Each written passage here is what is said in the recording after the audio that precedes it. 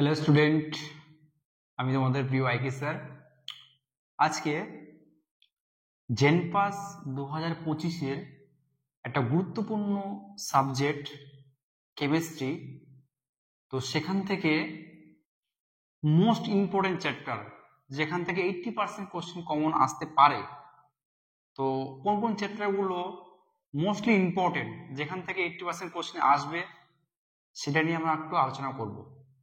এবং তার আগে আমরা জানবো যে জেনপাস পরীক্ষায় কেমিস্ট্রিতে কত নাম্বার আসে। ঠিক আছে, তো জেনপাস পরীক্ষায় টোটাল কোশ্চিন থাকে 20টি, এক নাম্বারে থাকবে 15টা, 15 ইন্টু 1 মানে 15, আর 2 মার্কের থাকবে 5টা, 5 দুগুণ 10, টোটাল 25। এই 25 নাম্বারের মধ্যে কেউ যদি খুব চালাকি করে পড়ে, স্মার্টলি ওয়েতে পড়ে, তাহলে খুব অনায়াসে এই 25-এর মধ্যে 15 নাম্বার তোলা কোনো ব্যাপারই না। 25-এর মধ্যে 15 নাম্বার তোলা খুব ইজি, কেউ যদি খুব বুদ্ধি করে একটু পড়াশোনা করে। ঠিক আছে, তো এই কেমিস্ট্রি সাবজেক্টের মোস্ট ইম্পর্টেন্ট চ্যাপ্টার যেখান থেকে 80% কোশ্চেন আসে এবং বারবারই আসে, 2022, 23, 24, 21 সাল, প্রত্যেকটা ইয়ারেই, প্রত্যেকটা বছরেই কিন্তু ওই চ্যাপ্টারগুলো থেকে বারবার কোশ্চেন দিয়েছে। তো সেই চ্যাপ্টারগুলো কোনগুলি যেখান থেকে কোশ্চেন একদম আসবেই? তো আমি তোমাদের সামনে কয়েকটা চ্যাপ্টারের নাম লিখেছি, এখানে আমি বলছি তোমাদেরকে।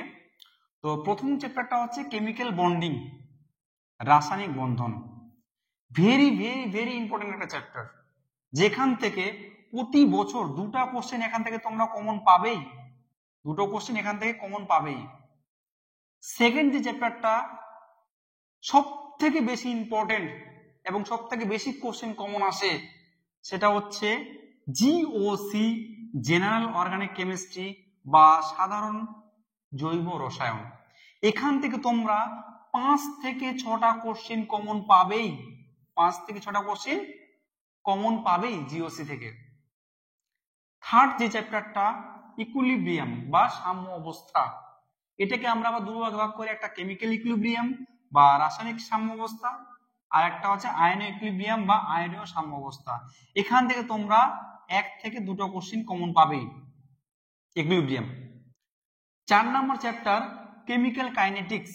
চ্যাপ্টারটা ছোট কিন্তু একটা কোশ্চেন তোমরা পাবেই কমন, কেমিক্যাল কাইনেটিক্স বা রাসায়নিক গতিবিদ্যা, এখান থেকে তোমরা একটা কোশ্চেন কমন পাবেই।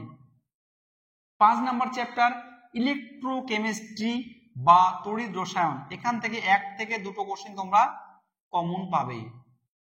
আর 6 নম্বর chapter P block or D block, এখান থেকে তোমরা একটা কোশ্চেন তো পাবেই।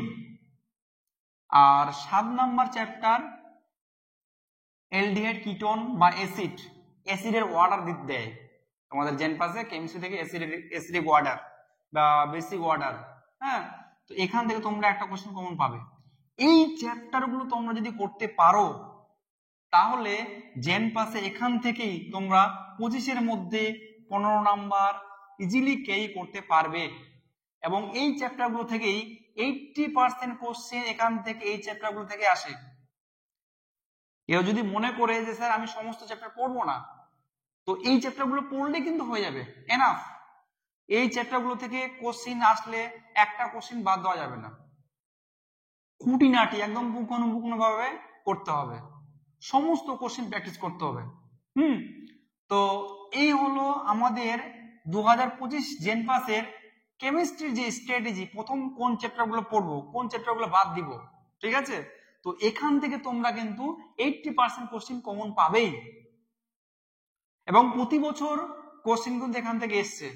কেমিক্যাল বন্ডিং, রাসায়নিক বন্ধন, ভেরি ভেরি ইম্পর্টেন্ট একটা জায়গা। GOC, general organic chemistry, equilibrium বা সাম্য অবস্থা, কেমিক্যাল কাইনেটিক্স, ইলেকট্রোকেমিস্ট্রি বা তড়িৎ রসায়ন, পি ব্লক বা D block, aldehyde ketone plus acid. শুধুমাত্র যে জেনপাসে এই চ্যাপ্টার, জেনপাসের জন্য এই চ্যাপ্টারগুলো ইম্পর্টেন্ট তা নয়। আলিয়া, তোমরা যদি আলিয়াকেও নার্সিং দাও তবুও এই চ্যাপ্টারগুলো ইম্পর্টেন্ট। বা কেউ যদি মনে করে যে না এইমস নার্সিং দিব আমি, এইমস নার্সিং এর জন্য এই চ্যাপ্টারগুলো ইম্পর্টেন্ট, ভেরি ভেরি ইম্পর্টেন্ট। এখান থেকে কোশ্চেন থাকেই, যে কোনো তুমি এক্সাম দাও, নিটেও কিন্তু এই চ্যাপ্টারগুলো থেকে কোশ্চেন বারবারই দেয়। তো সুতরাং আমরা কেমিস্ট্রি পড়ার আগে বা আমরা যখন চ্যাপ্টার শুরু করব, তো ফার্স্ট যে চ্যাপ্টার দিয়ে শুরু করব সেটা হচ্ছে কেমিক্যাল বন্ডিং বা রাসায়নিক বন্ধন। তো এটা দিয়ে আমরা ক্লাস শুরু করব। ওকে, তোমরা একটা কেমিস্ট্রির জন্য আলাদা একটা খাতা করবে, যে মোস্টলি ইম্পর্টেন্ট প্রথম পেজে মোস্টলি ইম্পর্টেন্ট চ্যাপ্টারগুলোর নাম লিখে নিলে, ঠিক আছে? তো যখন যে ক্লাসটা করাবো তখন সেই ক্লাসগুলো তোমরা নোট ডাউন করবে খাতায়। ওকে, আর আমি ক্লাস শেষ হওয়ার পরে, আমি কেমিক্যাল বন্ডিং পড়ালাম, ক্লাস হওয়ার পরে পিডিএফ বা কোশ্চেন প্র্যাকটিস করাবো, সেটাও কিন্তু মানে কোশ্চেন প্র্যাকটিসের জন্য তোমরা একটা আলাদা খাতা করবে, থিওরির জন্য আলাদা খাতা করবে আর কোশ্চেন প্র্যাকটিসের জন্য আলাদা খাতা করবে। তাহলে কি হবে, যে পরীক্ষার আগের মুহূর্তে 2 মাস বা 3 মাস আগে কি করবে, ওই পড়াগুলো রিভিশন বারবার করবে। ওকে, তো এরপর নেক্সটে আমরা তাহলে কেমিস্ট্রির প্রথম চ্যাপ্টারটা যে শুরু করব সেটা হচ্ছে কেমিক্যাল বন্ডিং।